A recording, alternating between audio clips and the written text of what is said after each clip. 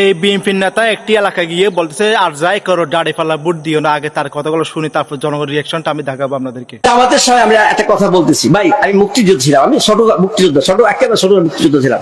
একটা যারে ভোট দেন জামাতকে ভোট দিয়েন না। এখন দেখেন দাড়িপাল্লা ভোট না দিতে বলতে জনগণের রিয়াকশনটা আপনারা দেখেন।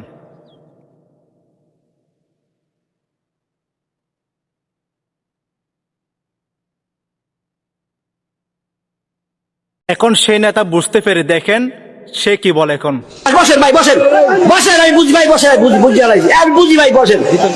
না না দরকার না, ও ভাই বসেন, আমি বসেন। এখন অনেকে বলবেন সেই যে বিভিন্ন নেতা, তার প্রমাণ কি? তাহলে তোমার জন্য এই ভিডিওটা দেখাচ্ছি। বাংলাদেশ জাতীয়তাবাদী দল ধীরে প্রচুর ভোট পাইয়া জহিরুদ্দিন সামালকে এমপি মন্ত্রী বানাইয়া এই এলাকায় উন্নয়ন করতে পারে, এই আবেদন করে আমার বক্তব্য শেষ করি। সবাইকে আল্লাহ হাফেজ। এখন সে হতে বলে গেছে, এখন আগের মতো মানুষ দানিশকে আর বিশ্বাস করে না। দানিশ যদি ক্ষমাতে আসুক, মানুষ এখন আর চায় না, তার প্রমাণ আমি দিয়ে দিলাম।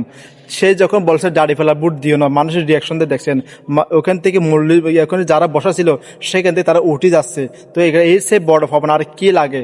ইনশাল্লাহ আগামীর বাংলাদেশ অবশ্যই দাড়ি ফেলা বাংলাদেশ, আগামীর বাংলাদেশ অবশ্যই জামাত ইসলামের বাংলাদেশ, আগামীর বাংলাদেশ ইসলামের বাংলাদেশ ইনশাল্লাহ। নারে তাকবীর, আল্লাহু আকবার।